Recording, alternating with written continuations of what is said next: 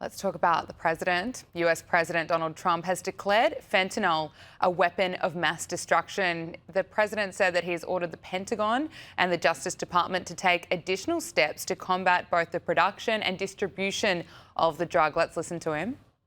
Today I'm taking one more step to protect Americans from the scourge of deadly fentanyl flooding into our country. With this historic executive order I will sign today, we're formally classifying fentanyl as a weapon of mass destruction, which is what it is. No bomb does what this is doing.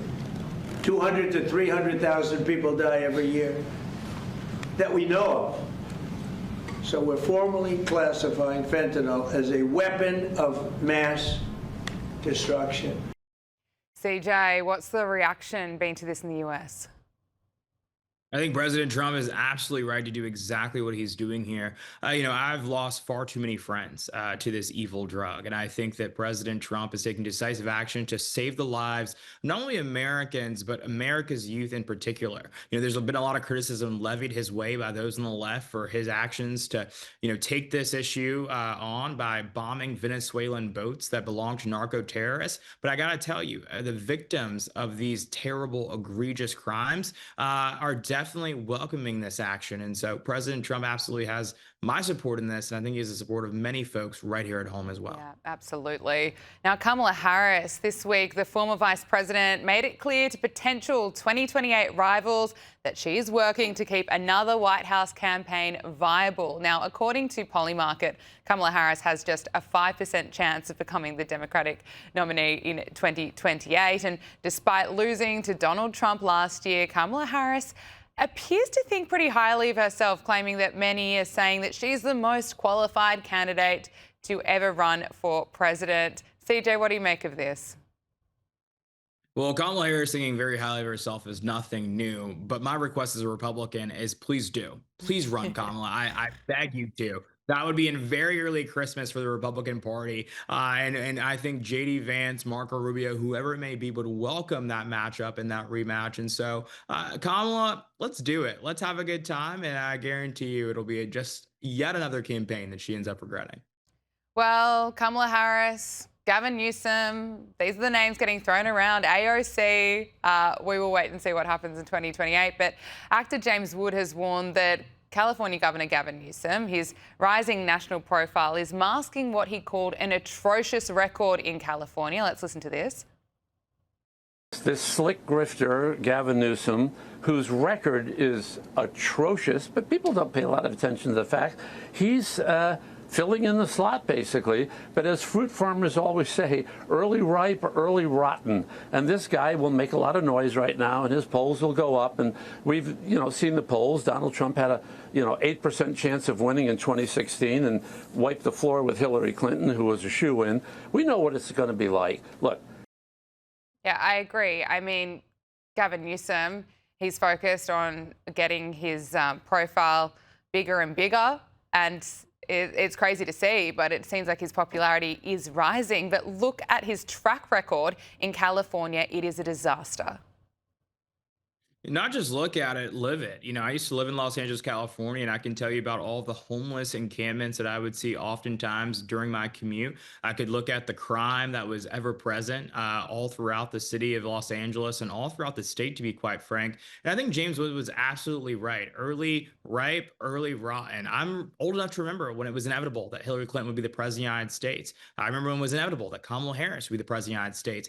Ask any of those people what it's like to live in the White House. They cannot tell you, other than Hillary Clinton, who, had to share her residence, of course, with Monica Lewinsky. But beyond that, it's quite interesting to see what will actually come of those campaigns. I think that President Trump and, of course, his successor, J.D. Vance or Marco Rubio, will handle whoever the Democrats put up against him, and they'll do it well. CJ, I just want to speak to you about the Somali fraud scandal. Unbelievable. Treasury Secretary Scott Bessent has said that a lot of the money from individuals who committed fraud has gone overseas. And the Trump administration is tracking that both to the Middle East and Somalia. Can you bring us up to speed on what the latest is with this Somali fraud scandal? You know, it's an absolute travesty, and it's exactly why Doge cannot just be a federal, action. It needs to be happening all across the country. You have all of these liberal states like Minnesota, California, who are pumping millions upon millions of dollars in these government programs. They're being used and abused by people all throughout the bureaucracy or the state localized deep state that they have. And so I think these actions are just probably just the beginning of what we're going to uncover. People deserve to go to jail when it comes to this. In some cases, probably deported will probably be the end result of a lot of this. But it's unfortunate to see that so many people allow this to happen under their nose for so long and frankly just didn't care at all. Finally, some engagement news. Donald Trump Jr. and Bettina Anderson have gotten engaged after 1 year of dating. Of course, the son of US President Donald Trump.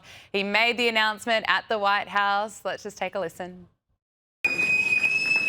Not often that I'm at a loss for words because we usually do the ranting and raving really well, but this is a little different. But I just want to wish all of you guys an incredible holiday season, a Merry Christmas, a very Happy New Year, and to thank Bettina for that one word, yes. It's always, when you go down there and it's like you're going to go and you're trying to ask and you're not sure what the answer is going to be, it's always a little bit rough, but she said yes, so that's a big win for the end of the year. Would you like to say something, Bettina?